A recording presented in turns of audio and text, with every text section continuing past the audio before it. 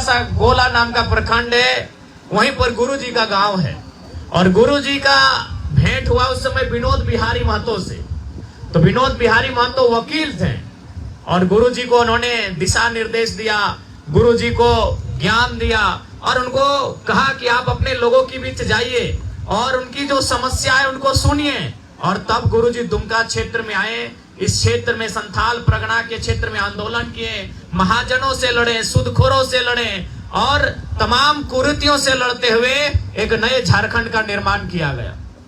लेकिन आज गुरु जी का आदर सबको करता है, पूरा झारखंड करता है, पूरा भारत करता है। लेकिन आज गुरु जी के विचार उनके घर में ही नहीं रहे।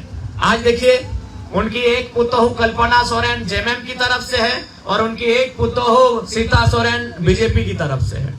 उनका भाई बसंत सोरेन एक तरफ है। तो आज कहीं ना कहीं केवल और केवल गुरुजी जैसा झारखंड चाहते थे।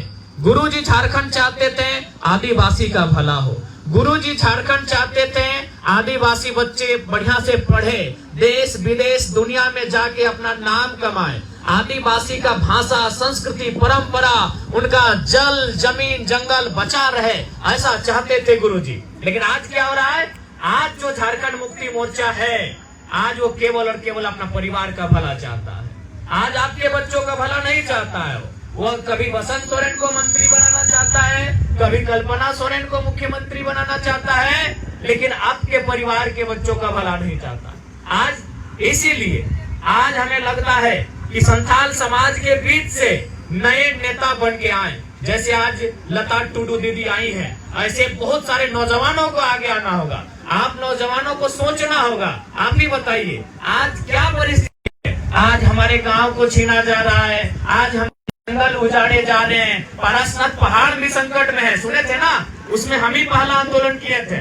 जब पारसनाथ पहाड़ का मैटर आया था, पहला आंदोलन और आवाज हम बुलंद किए थे कि पारसनाथ पहाड़ में मरांग गुरु भी रहते हैं, इसीलिए आप सभी की आस्था का सम्मान कीजिए, लेकिन मरांग गुरु का अपमान आप नहीं कर सकते हैं। ये पारसनाथ किसी एक समुदाय का नहीं है।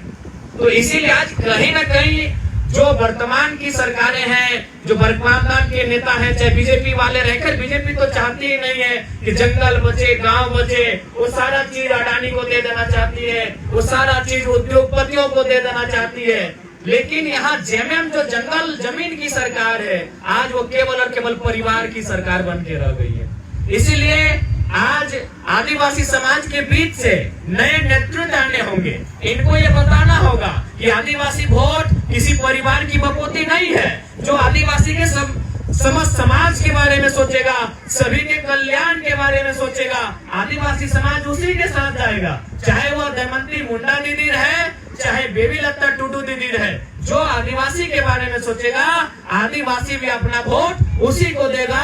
वो किसी एक परिवार की बपोती बनके नहीं रहेगा। क्या नौजवान आप ही बताइए, यदि अगर वास्तव में झारखंड मुक्ति मोर्चा आदिवासी का हितैषी है, तो बसंत सोरेन को मंत्री क्यों बनाना? कोई गरीब बुद्धू सोरेन को बनाते, मुकेश सोरेन को बनाते, संजय टुड्डू को बनाते, विकास हांसदा को बनाते, सावन हांसदा को बना देते, अमित किस्कू को बना देते। आदिवासी समाज का ऐसे ही ना भला होगा। अब आज बसंत सोरेन मंत्री हैं, कल्पना सोरेन मुख्यमंत्री की दावेदारी कर रही है, तो कल उनका बेटा बेटी भी करेगा। सीता सोरेन की दोनों बेटी दावा करेंगी कल 2 सीट से। तो आप कहां जाएंगे? आपके हक अधिकार की बात कौन करेगा? एक परिवार से समाज नहीं होता है। इसलिए इस बात को बिल्कुल आप याद रखिए कि एक परिवार से समाज का भला नहीं होगा, 1-2 व्यक्ति से समाज का भला नहीं होगा। इसलिए आज आपको नए नेता बनाने होंगे, नए लीडर तलाशने होंगे, और नए लीडर आपके बीच है। बेबी लता टुडू आपके बीच है, रांची से दमयंती मुंडा आदिवासी समाज की बेटी है, आपके बीच है। और जब ये सदन में जीत कर जाएंगे, सदन में इस बात को रखेंगे, समता कानून को मजबूती से राज्य में लागू कराने पर तर्क देंगे। हमारा जो पेशा कानून है उसे मजबूत किया जाएगा। झारखंड को बचाने के लिए जो भी कानून होंगे, चाहे अनुसूची 5 को मजबूती से प्रभावी रूप से लागू करना, या इस राज्य को अनुसूची 6 की ओर लेकर जाना, इन बातों को वहां रखा जाएगा। सरना कोड की जो मांग सदियों से चली आ रही है, दशकों से चली आ रही है, उस कोड की मांग को रखना। तो इसलिए आज हमें ऐसे लीडर की आवश्यकता है जो वहां जाए। आज देखिए, आज पूरा और पूरा सिस्टम एक परिवार के इर्द गिर्द, उनका जमीन बोकारो में, उनका जमीन दुमका में, उनका जमीन गिरिडीह में, उनका जमीन रांची में, जबकि आदिवासियों के जमीन को बचाने के लिए जो नियम बने हैं सीएनटी कानून, वो क्या कहता है कि आदिवासी का जमीन आदिवासी ही खरीदेगा, लेकिन थाना के अंदर। अब बताइए, मुख्यमंत्री घाघरे गोला रामगढ़ जमीन बोकारो में भी खरीद रहे हैं, दुमका में भी खरीद रहे हैं, तो बताइए अगर एक ही आदमी सारा आदिवासी का जमीन खरीद लेगा तो बताइए भला होगा?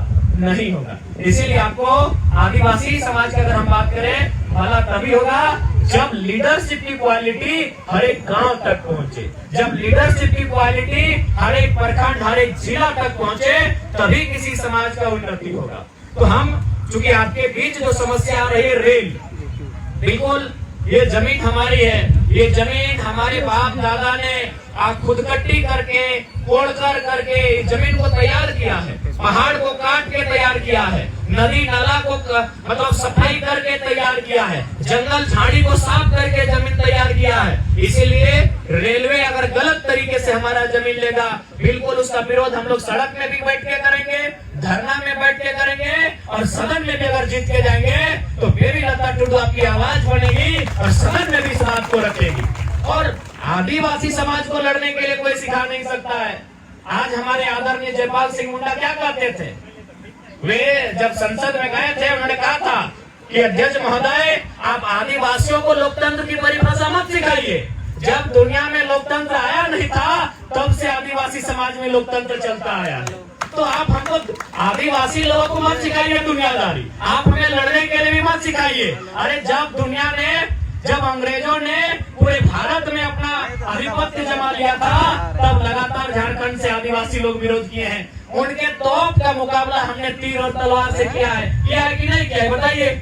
आज यही दुमका की धरती, यही सिद्धू कान्हू की धरती, आज इसी धरती से हमारे जो आदिवासी मूलवासी उस समय हुआ करते थे, उन्होंने हजारों की संख्या में जान देकर अंग्रेजों से मुकाबला किया है।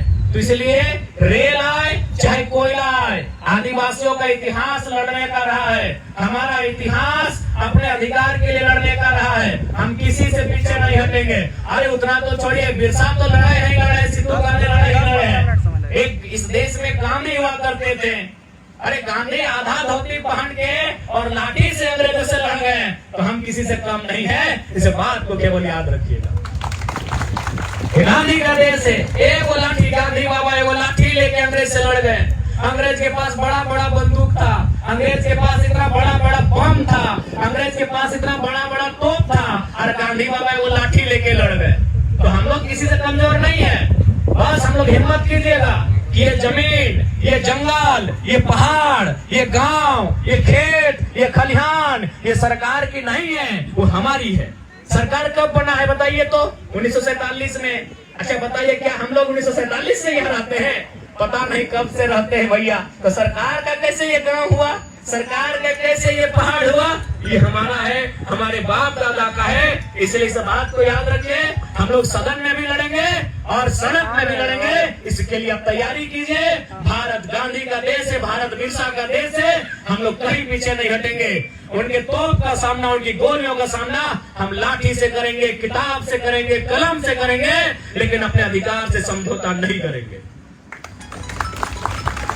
तो ज्यादा समय नहीं है, हम लोग फिर हमारे बीच हमारी प्रत्याशी है बेबी लता टुडू। इनका जो छाप है वो गन्ना और किसान है, बिल्कुल गन्ना किसान, यानी जैसे बिरसा भगवान। देखिए उस फोटो को, गन्ना किसान ऐसे दिख रहा है जैसे वो बिरसा भगवान हो। तो इनके छाप पे मोहर लगा के इनको दिल्ली पहुंचाइए।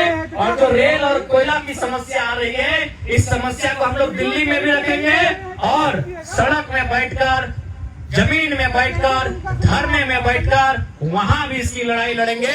आपको इस बात के लिए हम लोग आश्वस्त करते हैं, ठीक है? जतो को जोहार के, सब बढ़िया से रहिएगा, अच्छा से रहिएगा और मिलजुल के रहिएगा। जय झारखंड, जोहार झारखंड।